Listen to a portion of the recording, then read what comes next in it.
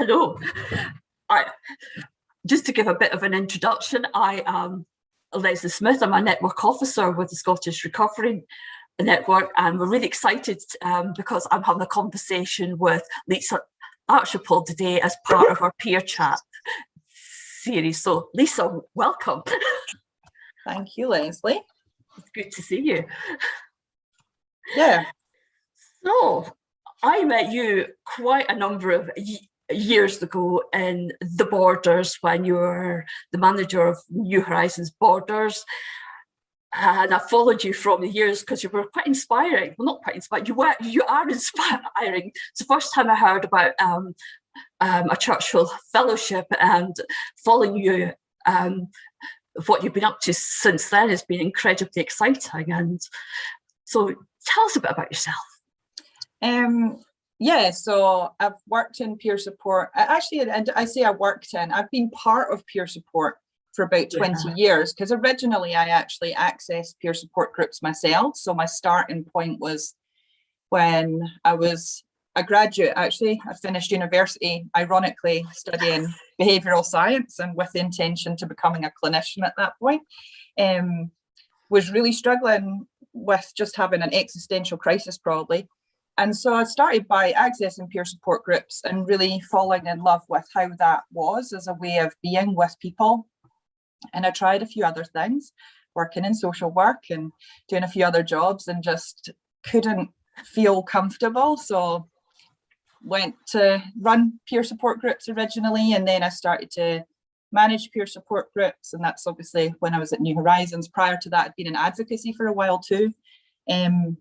And then this Winston Churchill Fellowship opportunity that I got in 2013 took me over to New Zealand and Australia. I loved travel. I loved learning about other communities. I started to do a lot more. So I started to do more research, and also became a trainer. And yeah, kind of came back for a bit, packed my bags, applied for a visa, went back to New Zealand, and ended up there for about almost 7 years. And then last year came back to Scotland mid-pandemic. So and I work now for Intentional Peer Support, an organisation it's international, but it's based in Vermont in USA. Obviously, Brilliant. I don't commute. Well, with the power of digital these days. Although one thing I would say is I really miss being part of grassroots communities that have that kind of mutual focus. It's the first time in 20 years that I've not been part of a community like that, and I do feel I'm missing it. Mm-hmm. Yeah. So thinking about that then, why is it important to you? What is it about peer support that's important to you? I mean, I think looking back, when I first accessed peer support myself, I think what I noticed was that it felt like I'd found my tribe. When I was in all these other spaces, all the conversations were about what's not working in my life. And it was like being in this vortex of negativity. You know, if you were struggling or having a hard time, the conversations were about your problems or your symptoms or what wasn't working and how you were going to, fix it all.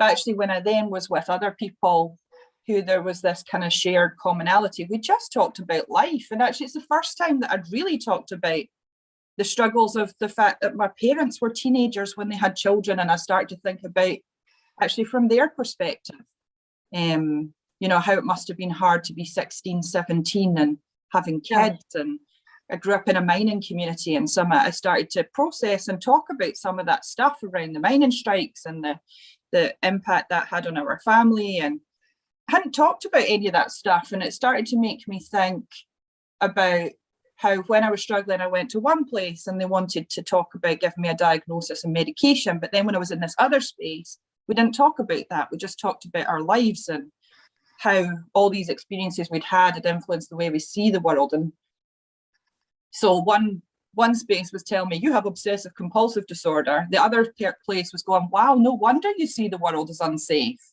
No wonder the world feels scary. And it's like, thank God somebody understands. And I didn't feel like I was broken. I just felt like I was understood. And I think that's what I get from peer spaces, whether I'm working there or, accessing it myself. And there's been times over the years where I've dipped back into it and I've had to go to a group myself, or access some supports, and I've always found it just a different way of processing life. Yeah, I think I could agree with that as well.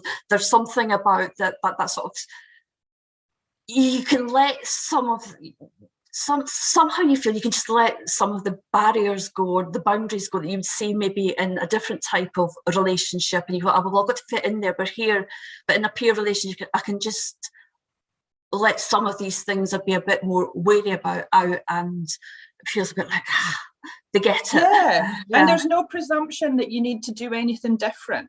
Like, I would find I'd go to talk to clinical services or counsellors, and there was always this assumption that I had to change something. I had to do something different, whether that was, do these things and you'll be well, or whatever that was.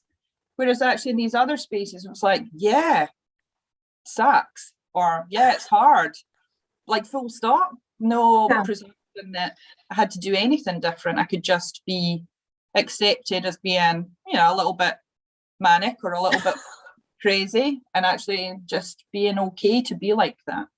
Yeah, I think that was one of the biggest lessons I would say that I've learned about myself as well, and it's through a lot of peer relationships that I didn't have to fix myself, but I could accept myself for who I am, and then beginning to see myself in a bit differently did have a profound impact on me. So it's really interesting that you're saying something quite similar as well.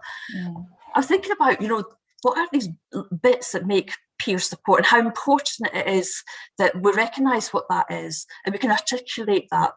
But also, we're talking about also as well about, as we create opportunities for peer support to happen, as we create, we're saying, as we bring lived experience more to the forefront, encouraging people to learn from and engage with what people have learned from their own experience, and we're seeing peer roles being developed. So one of the things we really want to be mindful of and work hard at is keeping that integrity of what that peer relationship is. So I wanted maybe to talk a little bit with you around what are some of the things that you've learned or you've done about preserving that uniqueness that is peer support. How do we keep it? I mean, I think I'm going to try not to be too controversial around this. I appreciate the fact that I don't sit within services or systems. I'm just an independent person, so I can often be a little bit more blunt than maybe if I worked for somebody where I had to watch what I say. I think maybe my passion for being part of grassroots organic communities comes from the fact that it's independent, and so what's measured in terms of success is actually relational. It's like, actually, if we're having positive relationships between ourselves and we're part of a community, it's that kind of collective stuff.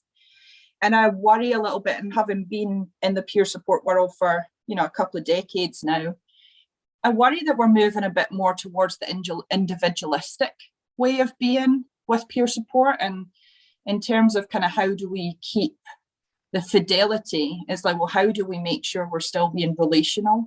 And I worry a bit that more and more, and I do a lot of training of and also co-reflection and supervision, all sorts of things with peer workers, and how often people are coming talking about a client or a goal plan, or about frustrated because people won't change, or they're so stuck. And it's interesting because it's this idea that maybe it's a spoonful of peer support, like another intervention. And I think we need to be wary of how integrated we become, and still remembering that this was created from a time and place about doing something different outside the norm. Like, this was about a bunch of activists going, we're not just a medical model, we're not wanting to be pathologized, we're people and we're humans and we have experiences, and we want to connect with other people who have similar experiences. And it was never necessarily about systems and services. It was about conversations and relationships, and also about activism and human rights. And I think sometimes we move and we veer more towards becoming services rather than actually remembering we're part of social movements and part of being a social movement is actually, we want change, we want something to be different. And sometimes I think we're maybe losing that flavour a wee bit. Mm-hmm. So tell us a wee bit more about what do you mean by social movement for peer support?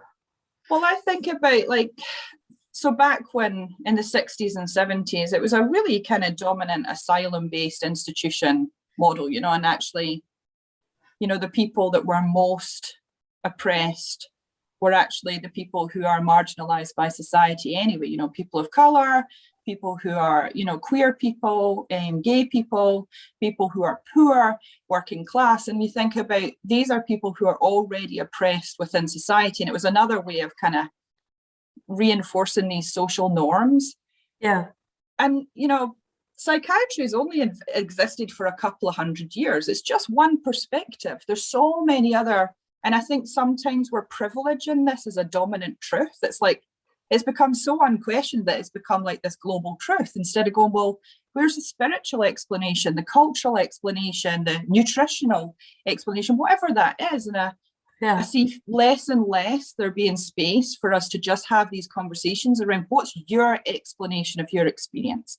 We don't talk about what causes distress. We're so busy trying to fix it or shut it down, instead of going, what's making people go mad in the first place? Because actually, I think that sits with social justice, and that's where we need to kind of intertwine social justice with peer support. Wow, thanks. I think that's quite a lot for us to think about, isn't it? But yeah, and I think when I think back of what first attracted me to peer support, because at the beginning I was thinking, this is really good.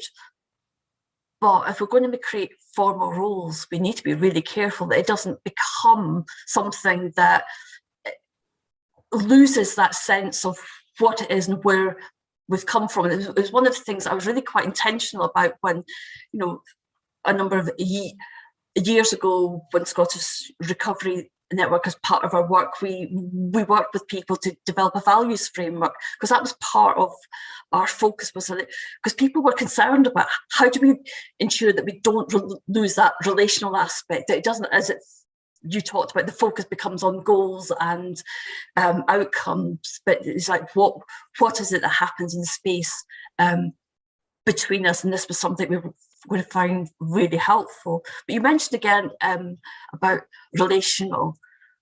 Where's the power in the relationships and peer support?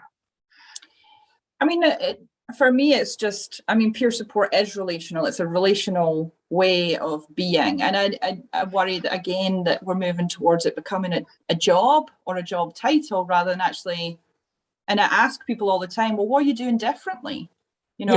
How are you working in a way that is about relationships? So we're not veering towards the whole fixing, helping stuff, but we're actually thinking about how can we both learn and grow, because we're having meaningful conversations. So because we're both having this exchange, we'll be co-creating this shared wisdom. So we'll have a conversation, we'll go, I never thought about it that way. And I think what's been so helpful for me around working relationally is that it's actually reduced a lot of the conflicts that I have, and also some of the frustrations I used to get in peer support when I would see people stuck and not changing. And I'd think, but we just had this conversation. I told you all the things you need to do in your life and you're still stuck and things aren't changing. Yeah. And I started to come more from a place of curiosity and start to think about, okay, this is how I see things through my lens. Tell me how you see it. Actually trying to be curious about the other person's perspective. If we don't agree on something, it's actually trying to understand, well, what's happening in your life, in your upbringing, in your experiences that makes you see things so different than me? And then we can start to open up conversations instead of disconnecting and getting frustrated.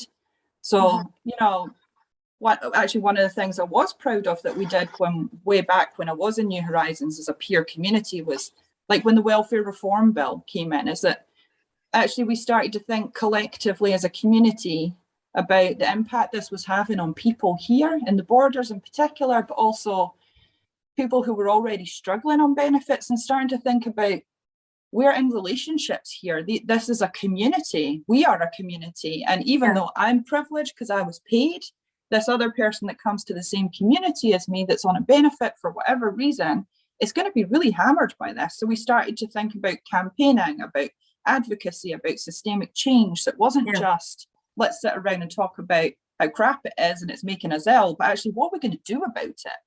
And that to me is so important, that if we see ourselves as being in relationships and part of collective communities, we start to think as a whole, and we're not just thinking individually like, oh, well, this will affect just you, go and get this help from Citizens Advice, but actually what can we do together?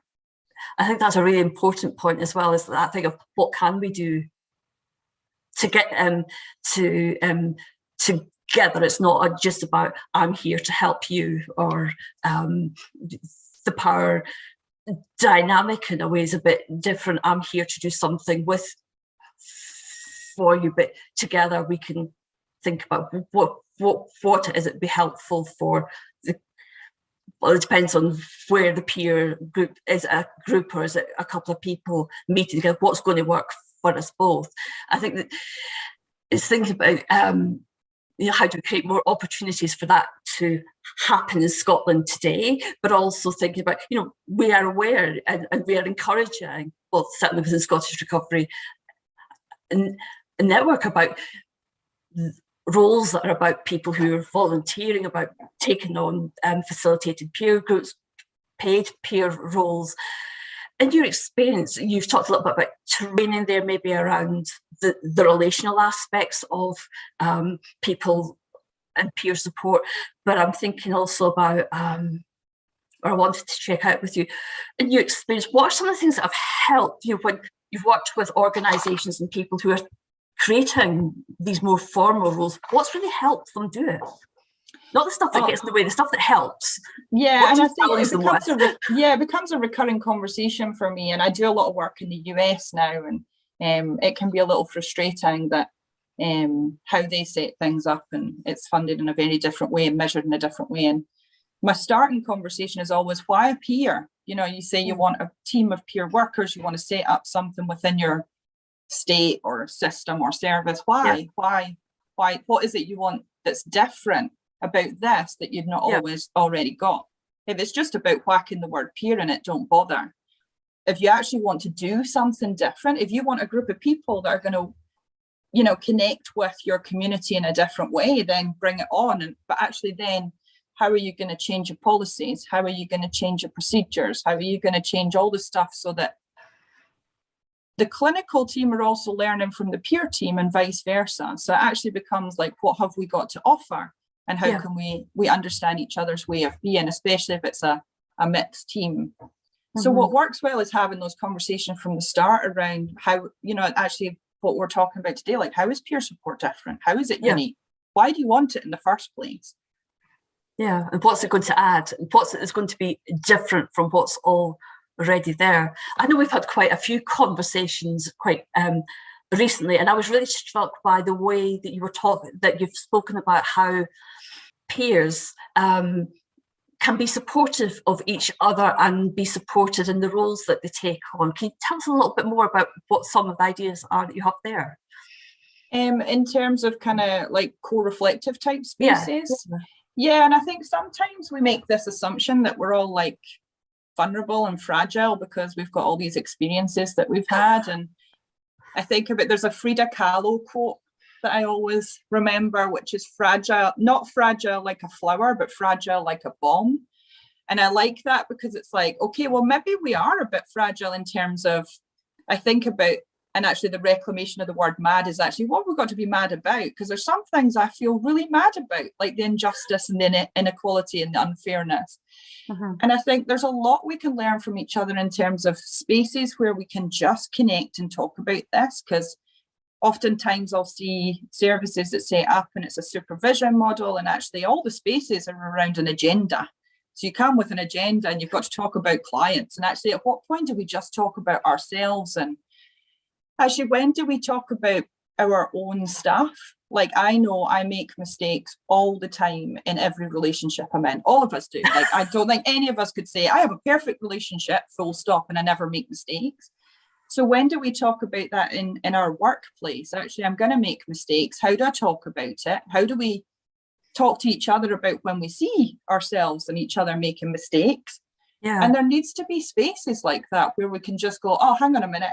I made a mistake there. Can we try that again?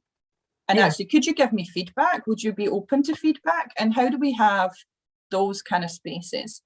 Because I think work, it feels so structured that it's formal and there's all these kind of expectations that we have to get it right all the time. Yeah. And the beauty of being relational is actually you can say, okay, we're going to mess up, but we can own it and we can work through it and we can try something different. Yeah, I totally agree. But that was a really powerful way that you described that there. And it's one of the things that I do and my colleagues do in our roles. If we're talking to groups and organisations around how they're either developing roles or supporting peer workers or with peer workers themselves and saying, well, what do you need? It's rethinking that supervision to a reflective space. How can we reflect on what it is we're doing? How can we use our values as a way to have that discussion, to frame things rather than have I got it right and have I got it wrong, or has somebody achieved something or have it not, and to go back to these values or back to, well, are we in relationship in a way that is what we define as fear, as peer. Actually, you're right. Like, actually, sometimes it is quite fear-based. But yeah. Peer-based, not fear-based. We'll go with that. Sometimes you are stepping outside of your comfort zone, because I found it very easy to be in a particular way. It takes a really intentional way of trying to pull myself back at times and think about what is it that I'm saying, how am I being, rather than just go, hey ho, let's get in there, let's get this fixed. And I think being able to talk about like where some of that stuff comes from has been helpful. Like, I've been able to have really honest conversations with colleagues around, like, when I feel like I'm not getting it right, I start to get this fear of failure stuff, and I know how that comes out, and I'm going to start to try and control things. And it's like, can you let me know when I do that, so we can actually talk about what I could do differently, because that's how I learn. And if we're open to doing that, rather than this presumption that because I'm the manager or the CEO or something, I'm going to get it right all the time. That's really powerful. So I'm also now aware of the time. I would love to have to carry on this conversation, because I think it's really, we can really dig deep into some really gold nuggets in there. So is there anything else, as we bring this to a close, is there anything else you would just like to add for our people who are listening to our conversation? You've got any last message?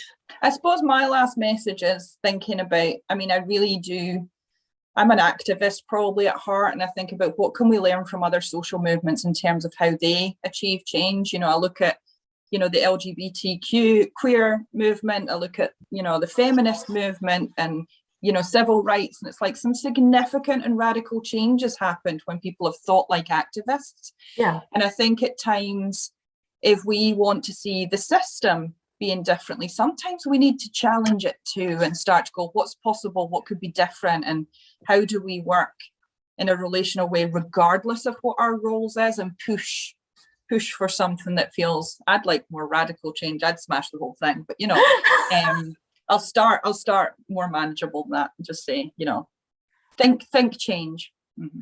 Brilliant, thank you. And I think that's a good way to end for just now, and a bit of a challenge to the rest of us. Think about change and think about what we can do. So thank you so much. And thank you for listening to my rants, people. I much appreciate it. I wouldn't have called them rants. I think they're really insightful comments and thinking, and show the depth of how you've come to think and experience things the way that you do. And we're really grateful for you to share that with us. So thanks, Lisa. Thank you.